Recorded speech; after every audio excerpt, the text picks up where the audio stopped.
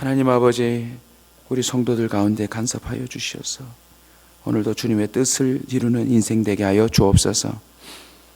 200여 명의 성도들 그 삶 가운데 간섭하셔서 삶의 주인이 하나님이심을 선언하게 하여 주시옵소서. 오늘도 주님께 묻지 아니하고 결정하는 일이 없게 하여 주옵소서. 자신의 입신과 성공을 위하여 선택하지 말게 하여 주시옵시고, 오늘도 어떻게 하면 하나님을 기쁘시게 할까, 저들이 정말 하나님을 기쁘시게 하는 삶에 헌신된 온전한 사람 되도록 도와주시옵소서. 그 속에 있는 악한 성품과 또 기질과 습관들이 사라지게 하여 주시고 성령에 사로잡힌 바 되어 살아가도록 역사하여 주시옵소서. 오늘도 그 가정을 지키시고 또 우리와 함께 협력하는 선교사님들 한 분 한 분을 도와주시옵소서. 저들의 사역 가운데, 저들의 모든 삶 가운데 간섭하여 주셔서 하나님의 증거가 드러나도록 역사하여 주시옵소서. 바울이 다메섹 도산에서 경험하였던 그 눈에 비늘이 벗겨지는 은혜가 우리 성도들에게도 있게 하여 주시옵소서. 삶의 방향이 달라지게 하여 주옵소서. 새로운 예수 그리스도의 혈기로 살아가도록 역사하여 주시옵소서. 예수 그리스도의 심장으로 자신의 삶을 온전히 복음 전하는 데 헌신할 수 있도록 역사하여 주시옵소서. 오늘도 우리에게 이 말씀을 통하여 지혜를 주시고 또 기도 가운데 한 사람 한 사람이 주의 음성을 듣는 기적의 아침이 되게 하여 주시옵소서. 예수님의 이름으로 기도하옵나이다. 잠언 2장입니다. 잠언 2장 5절로 9절까지 말씀 같이 읽겠습니다. 여호와 경외하기를 깨달으며 하나님을 알게 되리니 대저 여호와는 지혜를 주시며 지식과 명철을 그 입에서 내심이며 그는 정직한 자를 위하여 완전한 지혜를 예비하시며 행실이 온전한 자에게 방패가 되시나니 대저 그는 정의의 길을 보호하시며 그의 성도들의 길을 보존하려 하심이니라. 그런즉 네가 공의와 정의와 정직 곧 모든 선한 길을 깨달을 것이라. 아멘. 지혜를 간직하면 얻는 복이라는 제목으로 말씀을 나누겠습니다. 2장 1절로 4절까지 말씀은 지혜를 간직하라. 어저께 함께 말씀을 나누었습니다. 간직이라는 말이 무엇입니까? 정말 소중한 것을 아주 은밀하게 빼앗기지 않기 위해서 지키는 것을 간직이라고 합니다. 저와 여러분은 나름 여러 가지를 간직하고 있는데 정말 이 잠언을 통하여서는 지혜를 간직하는 자가 되시길 축원합니다. 그 지혜를 간직하면 얻는 복은 다음과 같습니다. 먼저는 하나님과 친밀함을 얻게 됩니다. 참 신기하다, 그죠? 지혜를 간직하면 하나님과 친밀해진대요. 이유가 무엇인 줄 아십니까? 바로 하나님이 지혜로 세상을 창조하셨기 때문에 그렇습니다. 이 세상 구석구석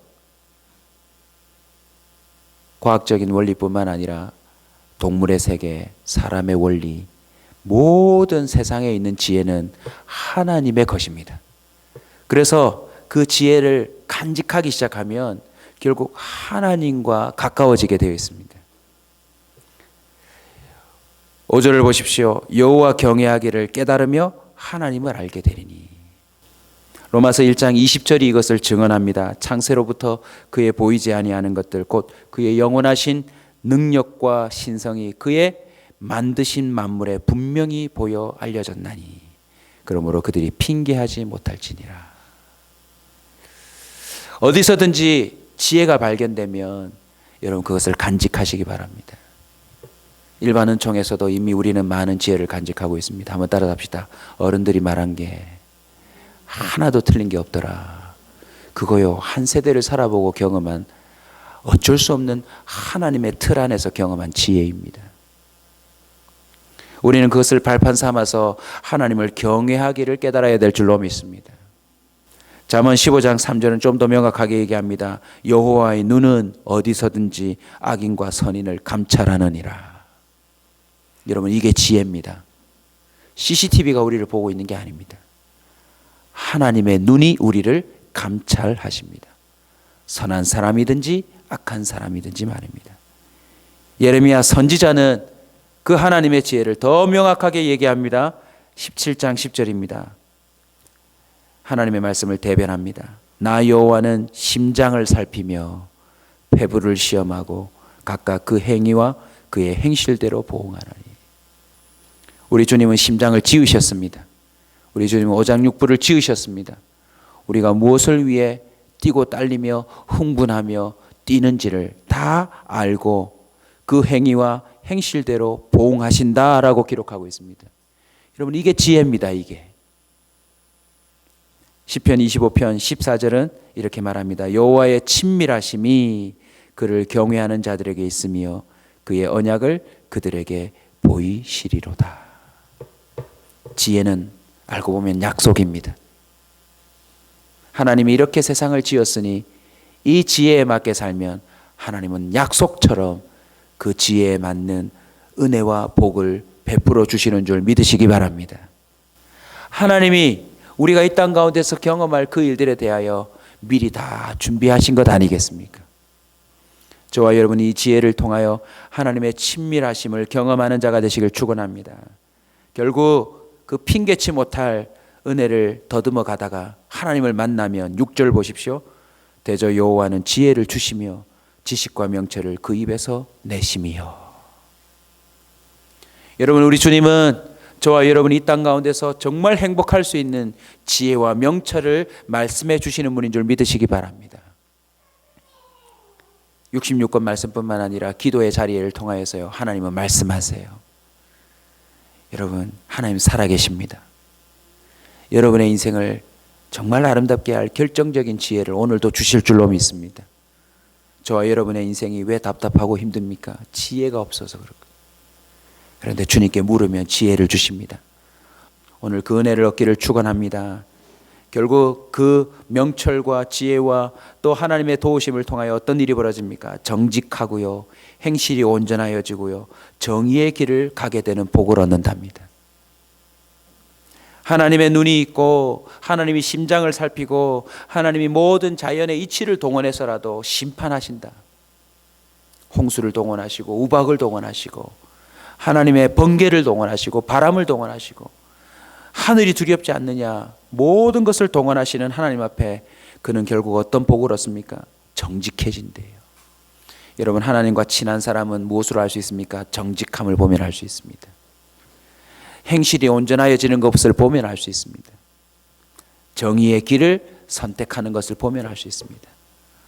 선택은 하나입니다. 하나님과 친밀한 길로 갈 것이냐, 하나님과 멀어지는 길로 갈 것이냐. 여러분, 결과를 보지 마십시오. 우리는 결과를 보면 하나님과 멀어져요. 홍해바다에 빠져 죽을 것 같으니까 결국 홍해바다에서 벗어날 것 아닙니까? 그럼 하나님과 멀어지는 거죠. 그런데 하나님과 친밀하기로만 결정하면 사람이 알지 못하는 방법으로 하나님이 길을 여시다라는 것입니다. 시편 14편 1절입니다. 어리석은 자는 그의 마음에 이르기를 하나님이 없다. 그들은 부패하고 그 행실이 가득하니 선을 행하는 자가 없도다. 여러분, 하나님을 모르는 자 중에 정말 착하고 선을 행한다라고 하는 사람이 있다고 하지만요, 여러분 속으시면 안 돼요. 그 안에 다른 동기가 있거든요. 그 안에 다른 동기가 있거든요. 저와 여러분의 선행은요, 아무 의미가 없어요. 알고 보면. 하나님을 아는 것, 그것이 선인 줄 믿으시기 바랍니다. 결국 하나님과 친밀함을 복으로 얻으면 어떤 일이 벌어질까요? 하나님은 도우십니다. 하나님의 도우심을 복으로 누립니다. 7절을 보십시오. 무슨 지혜를 예비하십니까? 완전한 지혜를 예비하신대요. 여러분, 지혜도요, 허점이 있다는 사실을 아십니까? 한번 따라서 합시다. 하나는 알고 둘은 모른다. 이게 우리의 지혜 아닙니까? 근데 우리 주님은 친밀한 자들에게 완전한 지혜를 제공하신답니다. 하나님의 지혜 하나를 실마리처럼 붙잡으면요, 몰랐던 10개가 해결되는 기적이 일어납니다. 할렐루야. 단기 선교를 가봐도, 목회를 해봐도, 사람들과의 관계 속에서 기도로 믿음으로 도전할 때 정말 답답해요. 모르겠어요. 근데 실마리 같은 하나님이 살짝 비춰주시는 지혜를 기도 가운데 얻거나 말씀 가운데 얻거나 또 주님 앞에서 고민하다가 얻어서 그걸 딱 붙들고 들어가면요, 10가지, 20가지, 100가지가 동시에 해결되는 은혜를 체험합니다. 왜 그렇습니까? 하나님은 모든 걸 알고 우리를 인도하시기 때문에 그렇습니다. 그래서 주님은 방패가 되어 주신답니다. 방패. 지혜는요, 간직하고 있으면 온갖 악으로부터 자신을 지켜줍니다. 악이 우리의 귀와 눈과 감각기관을 통해 마음으로 비집고 들어올 때에 우리 심령 가운데 지혜가 간직되어 있으면 그것을 막아냅니다. 타협하지 아니하고 또 뇌물 주지 아니하고 편법 쓰지 아니하고 그것이 막대한 이익을 준다 할지라도 그것에 혹하지 아니하고 그것을 비켜나가더라는 것입니다. 결국 어떻게 됩니까? 후에 죄가 드러나고 형벌이 가해질 때 지혜를 간직하고 방어한 자는 그것이 곧 방패가 되던 것입니다. 그래서 8절 귀를 보호하시고 보전하신다. 여러분, 지혜를 간직하고 있는 만큼 그 사람이 보전됩니다. 하나님이 주신 지혜를 간직하고 있으면 하나님이 그 사람을 보호하고 보전해 주신대요. 9절입니다.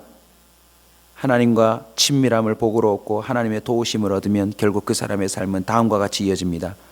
모든 선한 길을 깨달음. 할렐루야.